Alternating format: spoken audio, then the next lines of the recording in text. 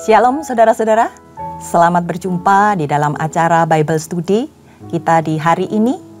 Sebelum kita memulai Bible Study hari ini, mari kita siapkan hati kita supaya hadirat Tuhan menguasai kehidupan kita dan kita bisa belajar lebih lagi mengenai apa yang Tuhan taruhkan di dalam kehidupan kita melalui ayat-ayat yang akan kita baca.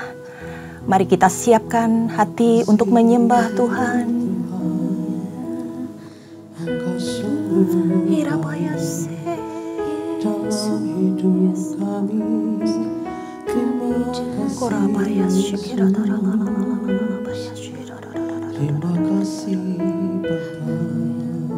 Kami katakan Engkau baik Tuhan.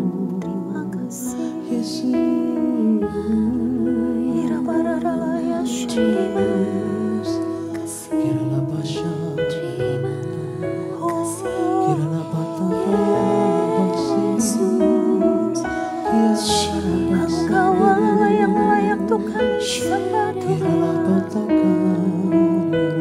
Segala hormat pujian hanya bagimu.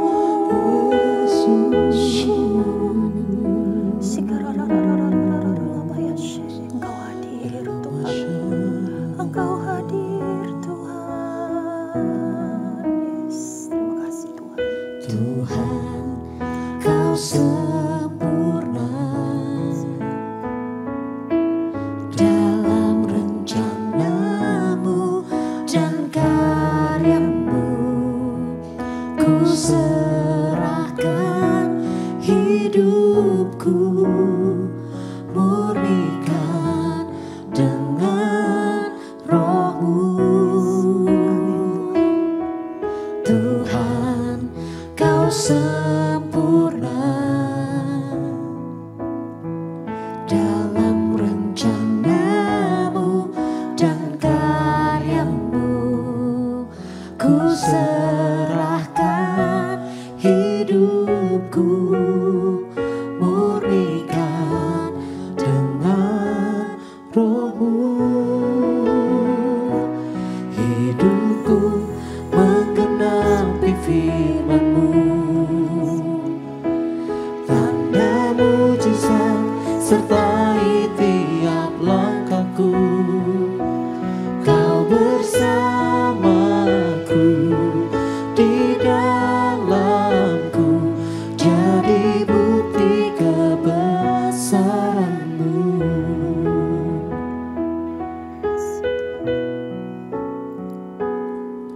Tuhan, Kau sempurna dalam rencana-Mu dan karya-Mu. Ku serahkan hidupku, murnikan dengan Roh-Mu. Tuhan, Kau sempurna dalam rencana-Mu dan karya-Mu. Ku serahkan hidupku, murnikan dengan Roh-Mu. Hidupku menggenapi firman-Mu, tanda mujizat sertai tiap langkahku. Kau bersamaku, di dalamku, jadi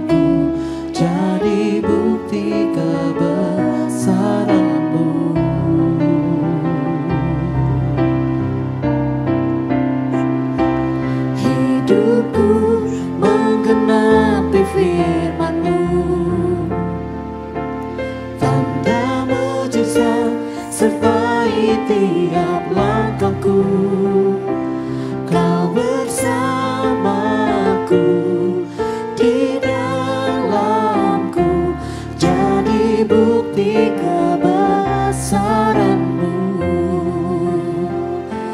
Kau bersamaku, di dalamku, jadi bukti kebesaran-Mu. Kau bersamaku, di dalamku, jadi bukti kebesaran-Mu.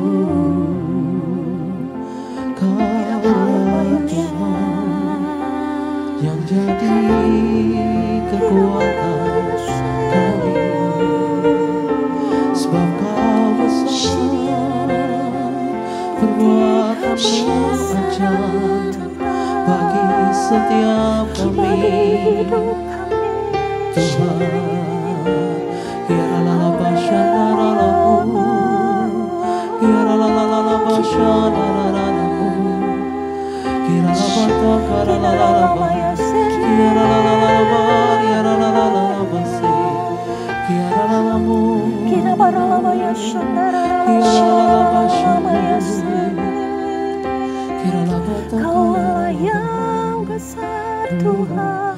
Kami memuji kebesaran-Mu. Kau hadir dalam hidup kami. Ajaib Tuhan, Ajaib Tuhan. ajaib Tuhan. Kami memuji kebesaran-Mu. Ajaib Tuhan, ajaib Tuhan. Kami memuji kebesaran-Mu. Ajaib Tuhan, ajaib Tuhan. Kami memuji kebesaran-Mu.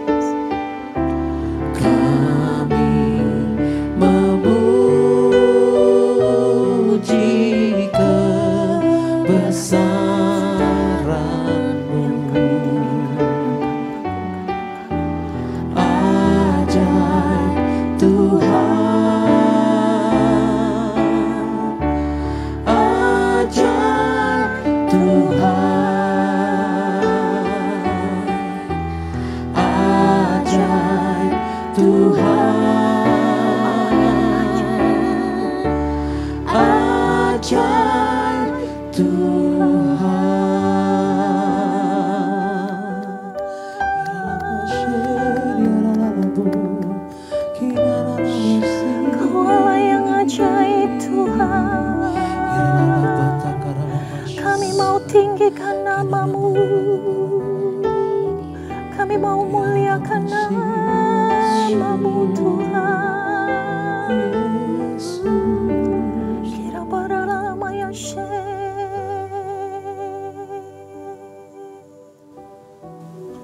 Terima kasih Tuhan buat segala kebaikan-Mu yang Kau nyatakan di dalam kehidupan kami. Kami rasakan kebesaran kuasa-Mu senantiasa mengikuti jalan hidup kami. Kami saksikan betapa Engkau Allah yang ajaib Tuhan. Engkau Allah yang senantiasa menyertai kehidupan kami. Engkau Allah yang senantiasa menggandeng kehidupan kami ya Bapa. Dan Engkau menyiapkan segala yang terbaik bagi setiap kami. Bila saat ini Tuhan kami ada, untuk kembali lagi kami mau menikmati Tuhan, firman-Mu. Mari beracaralah ya Roh Kudus. Pimpin kami dengan roh hikmat yang daripada-Mu. Ajar kami untuk mengerti dan bisa mengaplikasikannya di dalam kehidupan kami. Kami serahkan kehidupan kami, dan segala apapun yang kami lakukan hari ini hanya di dalam nama Tuhan Yesus Kristus. Amin. Baik saudara-saudara, kita hari ini akan membahas 1 Tawaris 11. Buat saudara-saudara yang mengikuti, mari kita siapkan Alkitab kita siapkan hati kita untuk kita bisa datang dengan hati yang benar di hadapan Tuhan. Hari ini kami akan membawakan sebuah kisah dari Raja Daud, saudara-saudara. Kalau kita lihat dalam Tawaris 11 ini, ada 3 perikop yang akan disampaikan. Yang pertama adalah bagaimana Daud menjadi raja atas Israel. Dan kemudian yang kedua, Daud merebut Yerusalem dan menetap di sana. Dan yang ketiga, saudara-saudara, akan kita perhatikan pahlawan-pahlawan yang menyertai kehidupan Daud. Dalam kitab Tawarikh ini menceritakan banyak kejadian-kejadian dahulu kala. Ada beberapa pengulangan, terutama dari kitab Samuel, kitab Raja-Raja, dan dicatat tentang silsilah, daftar keturunan, sejarah bangsa Israel, dan banyak dikupas tentang kehidupan Raja Daud sampai kepada pendirian Bait Suci. Kalau kita lihat dari 1 Tawarikh 1 sampai 9, itu mengisahkan tentang silsilah dan daftar-daftar keturunan mulai dari Adam. Sedangkan dalam 1 Tawarikh mulai 10, di situ pertama dikisahkan tentang kematian Saul, dan sampai 1 Tawarikh 29 membahas tentang Daud dan pendirian Bait Suci. Kalau di dalam 1 Tawarikh ayat yang ke-10 sebelumnya dikatakan bagaimana kematian Saul itu menjadi latar belakang Daud diangkat sebagai raja oleh orang-orang Israel. Nah, menariknya di dalam kitab Tawarikh ini saudara-saudara, saudara perhatikan, Daud tidak diceritakan mulai dari bagaimana Daud itu adalah seorang anak kecil yang diurapi oleh Nabi Samuel. Kemudian apa pekerjaannya Daud di awal, yaitu menggembalakan domba. Dan langsung digambarkan sebagai seorang raja yang dikenan oleh Tuhan. Melakukan bagiannya dalam setiap peperangan lepas peperangan. Sampai akhirnya Daud mempersiapkan pendirian Bait Suci. Nah, kisah Daud ini dikisahkan cukup panjang dalam kitab Tawarikh. Tetapi kalau diperhatikan lebih lanjut saudara-saudara, banyak hal-hal yang tidak dicantumkan atau sengaja diabaikan. Contohnya apa saja? Yaitu konflik Daud dengan Saul. Tidak diceritakan di sini. Kemudian 7 tahun masa pemerintahan Daud di Hebron juga tidak diceritakan di sini. Seberapa banyak jumlah istri Daud? Bagaimana pemberontakan anak Daud, Absalom, atau perselingkuhan yang dilakukan oleh Daud bersama Batsheba. Jadi boleh dikatakan bahwa kitab Tawarikh ini hanya mengulang kisah-kisah yang positif, sedangkan hal-hal negatif yang pernah dilakukan dihilangkan. Nah, kalau kita lihat di dalam 1 Tawaris 11 ayat 1 sampai 3. Ini merupakan pengulangan dari 2 Samuel 5 ayat 1 sampai 5. Yaitu bagaimana Daud diurapi untuk yang kedua kalinya oleh tua-tua Israel. Yang pertama, ketika Daud masih masa mudanya, dia diurapi pertama kali oleh Nabi Samuel. Dan kita lihat setelah kematian Saul, di kitab 1 Tawaris 11 ini dinyatakan bahwa Daud kembali untuk kedua kalinya diurapi sebagai raja oleh tua-tua Israel. Nah, ketika Daud naik sebagai raja, Daud selalu bertanya kepada Tuhan, kemana dia akan pergi? Tuhan memerintahkan dia untuk pergi ke Hebron. Hebron ini termasuk wilayah Yehuda dan Yerusalem, saudara-saudara. Pada saat itu datanglah tua-tua Israel ke sana untuk menjumpai Daud dan mengurapi Daud di sana. Mari kita baca ayat yang pertama. Lalu berkumpullah seluruh Israel kepada Daud di Hebron dan berkata, ketahuilah, kami ini darah dagingmu. Telah lama ketika Saul memerintah, engkaulah yang memimpin segala kegerakan orang Israel. Dan Tuhan Allahmu telah berfirman kepadamu, engkaulah yang harus menggembalakan umatku Israel. Dan engkaulah yang menjadi raja atas umatku Israel. Maka datanglah semua tua-tua Israel menghadap Raja Daud. Lalu Daud mengadakan perjanjian dengan mereka di Hebron, di hadapan Tuhan. Kemudian mereka mengurapi Daud menjadi raja atas Israel. Seperti yang difirmankan Tuhan dengan perantaraan Samuel. Nah, di sini Daud menggenapi semua panggilan Tuhan. Tapi untuk sampai pada titik ini, Daud harus melewati sebuah proses yang tidak mudah, saudara-saudara. Dia tidak secara langsung mendapatkan kepercayaan dari bangsa Israel pada saat itu. Ketika awal Daud hanya didukung oleh suku Yehuda. Tapi kita baca di ayat ini bahwa pada akhirnya seluruh suku Israel mendukung Daud. Mereka tahu kalau Daud itu adalah orang yang dipilih sama Tuhan. Daud diurapi oleh seorang nabi yang luar biasa, yaitu Samuel. Bahkan di ayat 2 dikatakan, mereka tahu bahwa Tuhanlah yang memimpin segala kegerakan. Dan Tuhanlah yang memilih Daud untuk menggembalakan umat Israel. Nah, sebelum diurapi di Hebron ini, Daud memerintah selama 7 tahun dan 6 bulan atas Yehuda. Dan setelah diurapi, dia langsung merebut Yerusalem. Kita perhatikan pada perikop selanjutnya, yaitu di ayat yang keempat. Lalu Daud dengan seluruh orang Israel pergi ke Yerusalem. Itulah Yebus. Dan di sana orang Yebus adalah penduduk negeri itu. Penduduk Yebus berkata kepada Daud, engkau tidak sanggup masuk kemari. Tetapi Daud merebut kubu pertahanan Sion, yaitu kota Daud. Daud telah berkata, siapa lebih dahulu memukul kalah orang Yebus, ia akan menjadi kepala dan pemimpin. Lalu Yoab, anak Seruya, yang menyerang lebih dahulu, maka ia menjadi kepala. Lalu Daud menetap di kubu pertahanan itu, sebab itu orang menamainya kota Daud. Ia memperkuat kota itu di sekelilingnya, mulai dari Milo,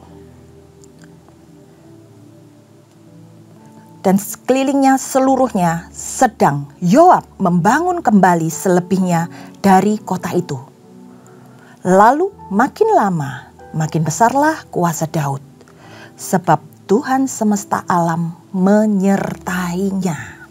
Saudara-saudara, setelah diurapi menjadi raja untuk yang kedua kalinya, Daud mulai melakukan peperangan demi peperangan lagi untuk merebut Yerusalem. Yang waktu itu dikatakan diduduki oleh orang-orang Yebus. Siapa orang-orang Yebus ini? Orang-orang Yebus itu adalah orang-orang Kanaan yang pada waktu itu tidak ditumpas. oleh Bani Yehuda dan Bani Benyamin pada zaman Yosua dan hakim-hakim. Nah, di sini juga dikatakan, disebut nama Yoab anak Seruya. Siapa Yoab itu? Yoab itu adalah keponakannya Daud. Yoab ini merupakan anak dari Seruya, saudara perempuan Daud. Nah, selain Yoab, nanti ada nama-nama yang lain yang merupakan keluarga Daud, yang menyertai Daud di dalam setiap peperangannya. Dari sana kekuasaan Daud semakin besar dan Daud memperkokoh kerajaan Israel pada waktu itu. Kita lihat di perikop berikutnya. Di situ membahas tentang pahlawan Daud. Di sini kita melihat nama-nama. Kalau di dalam bahasa Inggris dikatakan David's Mighty Warrior. Mari kita baca di dalam ayat yang ke-10 sampai ke-14. Dan inilah kepala para pahlawan yang mengiringi Daud, yang telah memberi dukungan yang kuat kepadanya, bersama-sama seluruh Israel dalam mencapai kedudukan raja dan mengangkat dia sebagai raja seperti yang difirmankan Tuhan mengenai Israel. Inilah daftar para pahlawan yang mengiringi Daud. Yasobam bin Hakmoni, kepala Triwira, ia mengayunkan tombaknya melawan 300 orang yang tertikam mati dalam satu pertempuran. Dan sesudah itu Eleasar anak Dodo, orang Ahohi itu, ia termasuk ketiga pahlawan itu. Ia ada bersama-sama dengan Daud di Padamim ketika orang Filistin berkumpul di sana untuk berperang. Ada sebidang tanah ladang penuh jelai di sana. Ketika tentara melarikan diri dari hadapan orang Filistin, maka berdirilah mereka di tengah-tengah ladang itu. Mereka dapat mempertahankannya dan memukul kalah orang Filistin. Demikianlah diberikan Tuhan kemenangan yang besar. Saudara-saudara, Daud itu tidak bekerja sendiri. Ada tim yang menyertai kesuksesan Daud. Di sekitar Daud, orang-orang Tuhan siapkan untuk membantu dia supaya berhasil di dalam melakukan setiap peperangan untuk Daud bisa menyelesaikan tugasnya. Di situ disebut kata Triwira. Triwira ini menunjuk kepada 3 orang, kalau istilahnya adalah pasukan paling elit dari seluruh pahlawan Daud. Siapa mereka? Yang pertama dikatakan Isi Baal yang berasal dari Hakmoni. Dia adalah kepala dari Triwira ini. Kalau kita lihat di dalam 2 Samuel, ia pernah membantai 800 orang sekaligus dalam suatu pertempuran dengan menggunakan senjata tombak. 800 orang berhasil dikalahkan oleh Isi Baal. Selanjutnya yang kedua disebut nama Eleasar anak Dodo dari Ahohi.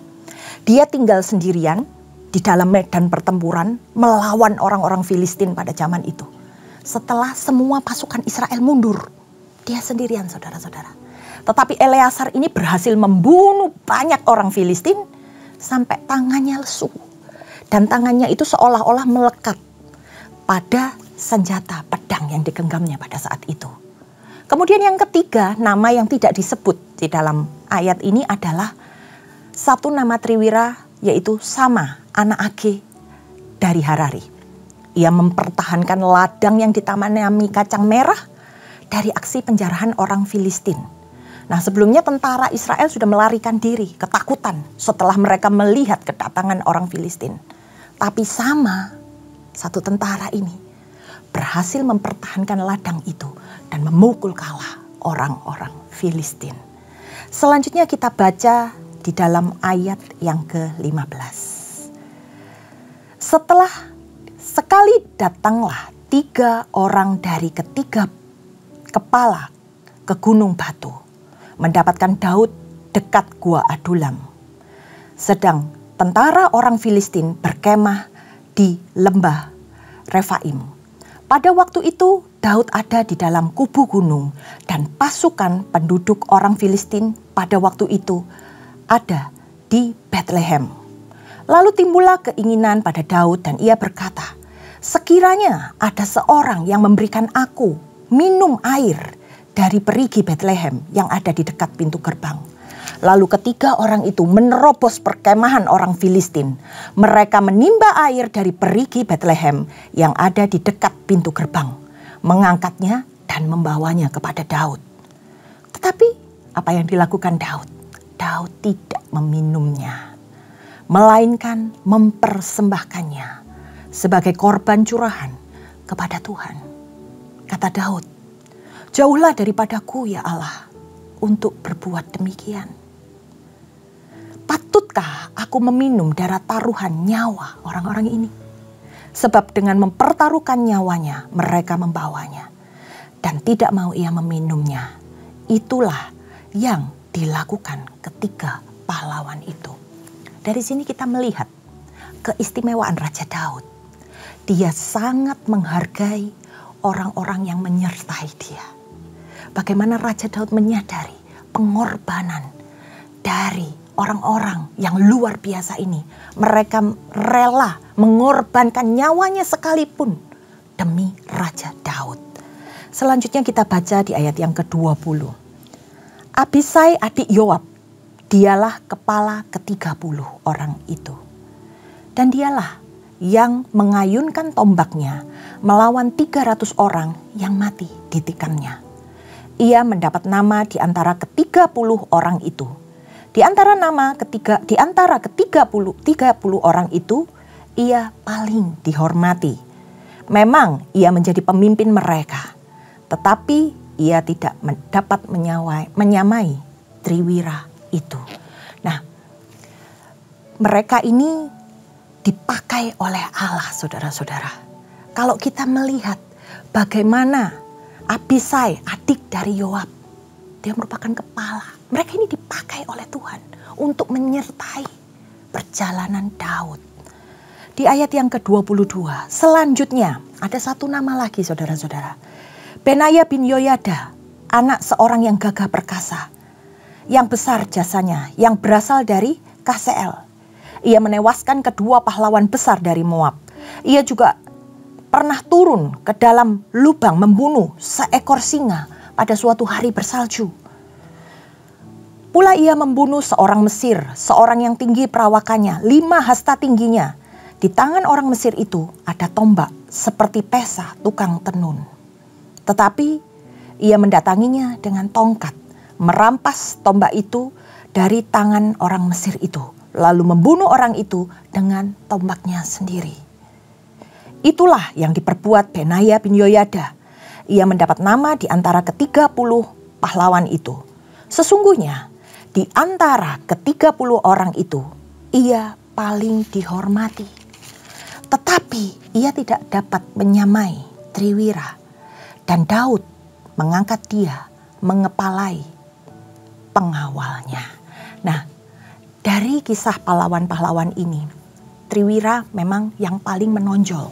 Tetapi ada seorang yang disebut Benaya bin Yoyada, yang nantinya dia ini yang akan menjadi panglima perang Raja Salomo.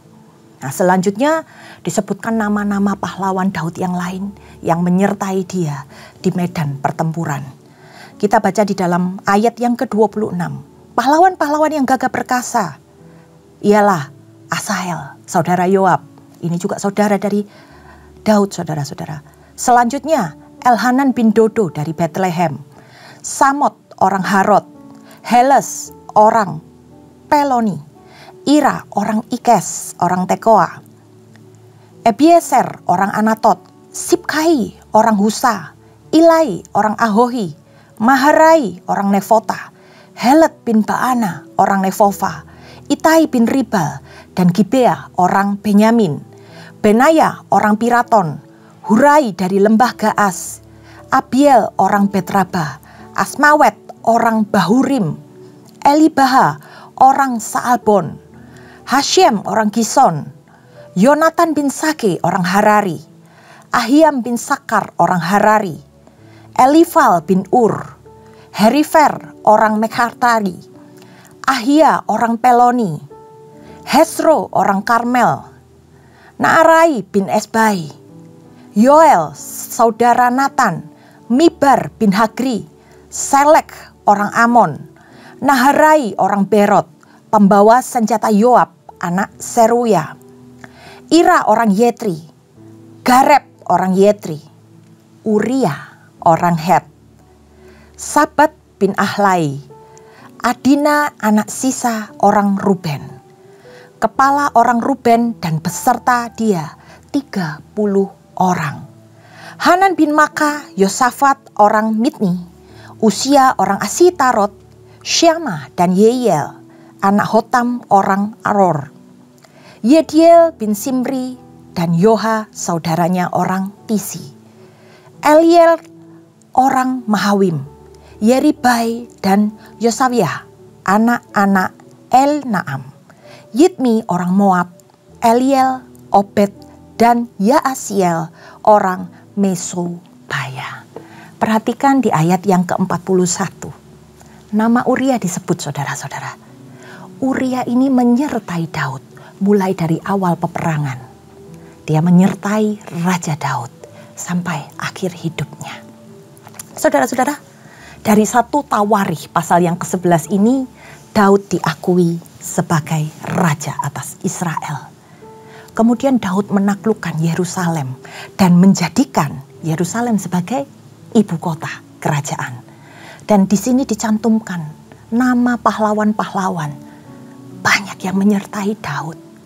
Beserta hal-hal hebat yang berhasil mereka taklukkan. Dicatat di dalam kitab 1 Tawarikh ini. Ada hal-hal yang mereka perjuangkan di dalam peperangan tersebut. Ada hal-hal yang harus mereka bayar di dalam menjalankan visi Tuhan tersebut. Dan apa yang Tuhan tetapkan di dalam kehidupan Daud dikenapi seluruhnya. Daud harus masuk di dalam proses perjuangan. Dia harus menjalaninya. Dan di sini kita melihat bagaimana penyertaan Tuhan itu sempurna di dalam kehidupan Daud. Daud dipertemukan dengan orang-orang yang mendukung dia, yang membuat apa yang dilakukannya itu berhasil. Daud gak bisa sendiri, saudara-saudara. Tapi Tuhan memang benar-benar pertemukan dengan pahlawan-pahlawan yang luar biasa. Di mana di sini Daud selalu memenangkan setiap pertandingan-pertandingan yang harus dihadapi di dalam pertempuran-pertempurannya. Tentunya dia gak menjalankan itu semua sendiri. Tuhan menyediakan orang-orang yang menyertai hidupnya. Bagaimana dengan kehidupan kita, saudara-saudara? Saat ini mungkin kita sedang masuk di dalam medan pertempuran. Apa yang Tuhan tetapkan untuk kita jalani? Mungkin saat ini kita sedang masuk di dalam prosesnya Tuhan. Kita masih jauh melihat visi Tuhan itu. Dan hari ini kita sedang berjalan dan berjuang untuk menyelesaikan apa yang menjadi bagian kita. Tapi percayalah, melalui apa yang kita pelajari, penyertaan Tuhan itu sempurna. Mungkin Tuhan akan mempertemukan kita dengan orang-orang tertentu. Mungkin melalui orang-orang tertentu kita masuk di dalam prosesnya Tuhan.